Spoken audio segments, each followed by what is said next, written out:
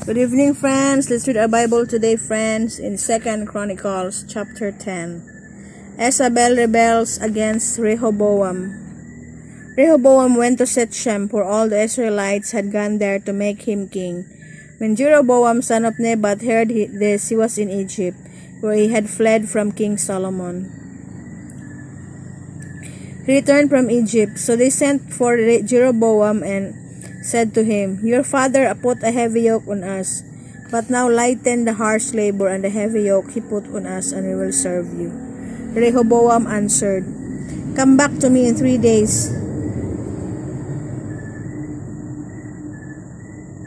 So the people went away. The king Rehoboam consulted the elders who had served his father Solomon during his lifetime. "How would you advise me to answer these people?" he asked. They replied, "If you will be kind to these people and please them and give them a favorable answer, they will always be your servant." But Rehoboam rejected the advice the elders gave him and consulted the young men who had grown up with him and were serving him. He asked them, "What is your advice? How should we answer these people who say to me, 'Lighten the yoke your father put on us'?" The young men who had grown up with him replied, "Tell the people who have said to you, 'Your father put a heavy yoke on us, but make our yoke lighter.' Tell them, 'My little finger is thicker than my father's waist. My father laid on you a heavy yoke, I will make it even heavier. My father scourged you with whips, I will scourge you with scorpions."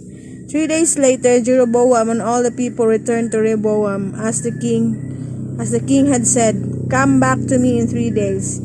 The king answered them harshly, rejecting the advice of the elders. He followed the advice of the young men and said, "My father had made your yoke heavy, I will make it even heavier.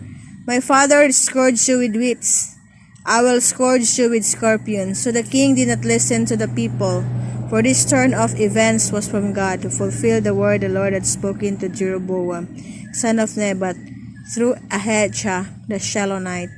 When all Israel saw that the king refused to listen to them, they answered the king, "What share do we have in David? What part in Jesse's son? To your tents, O Israel, look after your own house to David." So the Israelites went home, but as far as the Israelites who were living in the towns of Judah, Rehoboam still ruled over them. King Rehoboam sent out Adoniram, who was in charge of forced labor, but the Israelites stoned him to death. King Rehoboam, however, managed to get into his chariot and escape to Jerusalem. So Israel has been in rebellion against the house of David to this day. So here, friends, King Rehoboam was the son of King Solomon, and the people asked the king to lighten the burden they carried through the time of his father Solomon. So King Rehoboam got a little bit confused and asked the elders what shall he do during that time. And the elders said to him that he will lighten the yoke that the King Solomon put on his people.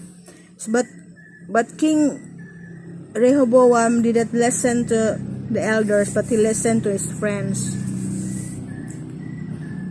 So he continued to he did not lighten the yoke that the people of Israel carried through the time of Solomon. So the people rebelled against King Rehoboam, but the king was able to escape. And the lesson that we got here, friends, is that if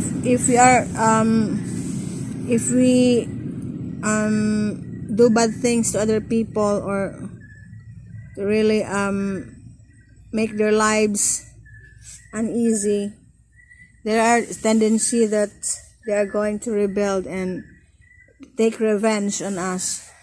So if you are a rich or poor, be sure to really